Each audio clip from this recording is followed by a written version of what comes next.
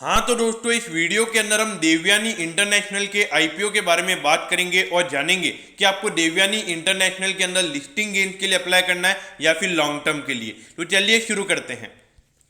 तो देखिए, सबसे पहले ये कंपनी इनकॉर्पोरेट कब हुई थी? तो देखिए 1991 में ये कंपनी इनकॉर्पोरेट हुई थी, यानी कि 30 इयर्स कंपनी को चलते हुए हो गए हैं।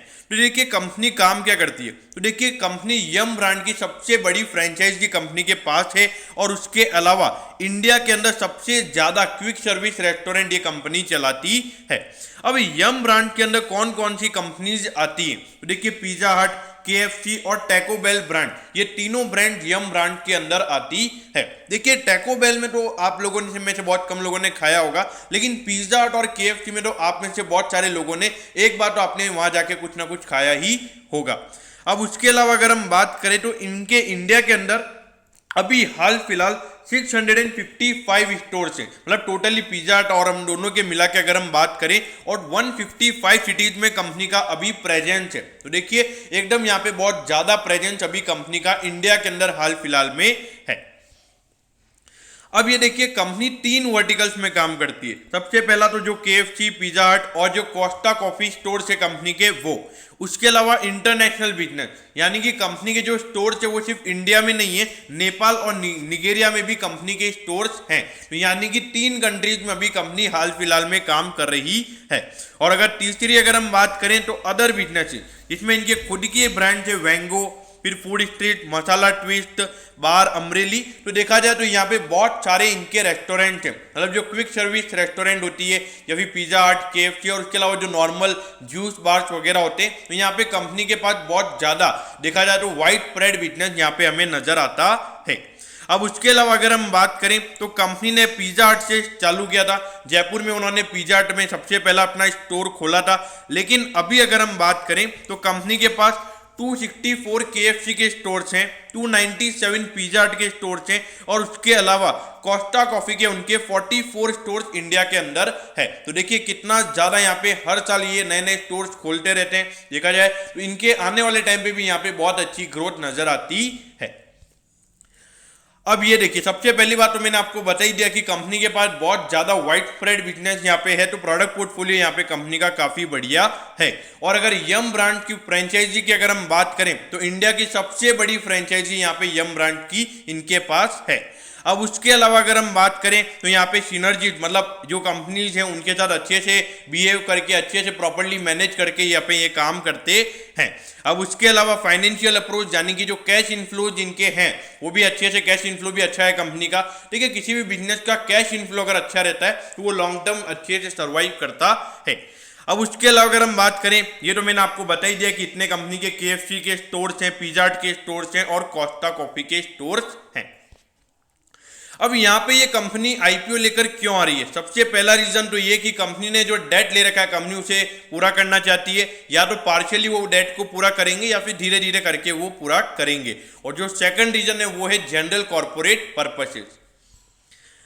अब ये देखिए, अगर हम कंपनी के रेवेन्यू की बात करें तो ये देखिए 2018-19 के बाद अगर आप देखोगे तो कंपनी का रेवेन्यू अराउंड 15% हमें बढ़ता हुआ नजर आया। उसके बाद ऑल्दो अगर आप देखोगे रेवेन्यू यहाँ पे कंपनी का गिर गया। उसका मेन रीजन है कोविड की वजह से यहाँ पे हमें ये रेवेन्यू गिरता हुआ नजर आया है।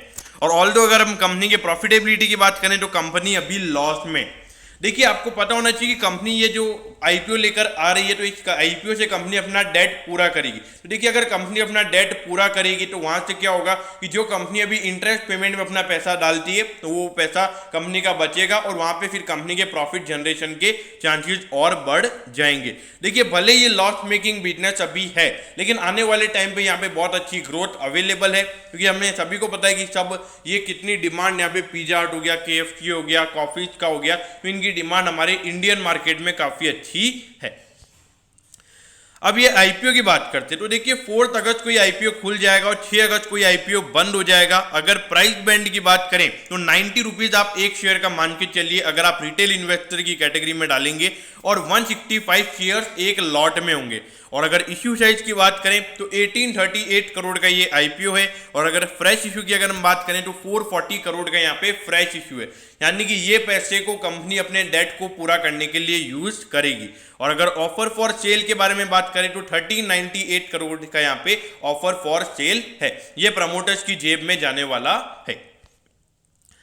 अब यहां पर अगर आप देखोगे तो 11 तारीख को अगर आप अप्लाई करते हो तो आपको पता चल जाएगा कि आपको अलॉटमेंट मिला है या नहीं, और अगर आपको अलॉटमेंट नहीं मिलता तो 12 अगस्त को आपके अकाउंट में रिफंड आ जाएगा, और अगर अलॉटमेंट मिलता है तो 13 अगस्त को आपके डीमैट अकाउंट में शेयर्स आ जाएंगे और 16 अगस्त को ये आईपीओ लिस्ट हो जाएगा।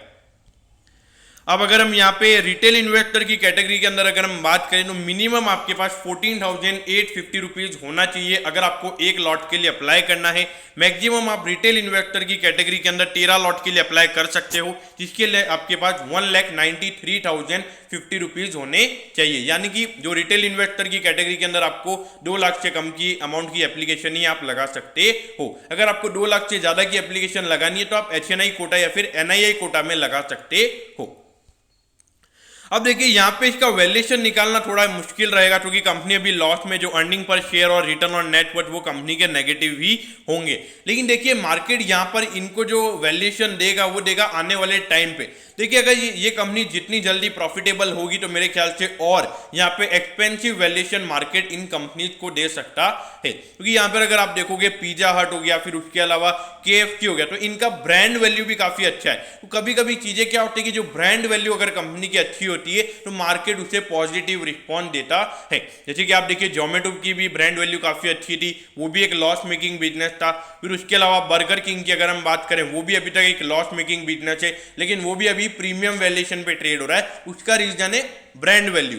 देखिए यहाँ पे ब्रांड वैल्यू काफी अच्छी होती है, ब्रांड वैल्यू के साथ अगर ये कंपनी प्रॉफिटेबल बन जाती है तो मार्केट इनको एकदम क्रेजी वैल्यूएशन वहां पे मार्केट इन कंपनीज को देता हुआ नजर आता है। तो यहाँ पे लिस्टिंग गेन तो मेरे ख्याल से आराम से अराउंड 50% अगर मार्केट नॉर्मल रहता है तो कम से कम यहाँ पे 50% का लिस्टिंग गेन मिलना चाहिए। और उसके अलावा अगर हम बात करें लॉन्ग टर्म के लिए तो लॉन्ग टर्म के लिए भी यहाँ पे डेफिनेटली आपको ये पोर्टफोलियो में रखना चाहिए, क्योंकि हमें ये समझना होगा कि कंपनी अभी लॉस में है, अगर फ्यूचर में अगर वो कंपनी अभी डेट चुका देती है तो वहां पे कंपनी के प्रॉफिटेबल होने के चांसेस बहुत ज्यादा बढ़ सकते हैं। तो इसलिए मेरे ख्याल से लॉन्ग टर्म के लिए भी अगर आपको अलॉटमेंट मिलता है तो पोर्टफोलियो में रखना चाहिए। तो दोस्तों मैं होप कर रहा हूं कि देवयानी इंटरनेशनल के IPO के बारे में आपको सब कुछ पता चल गया होगा।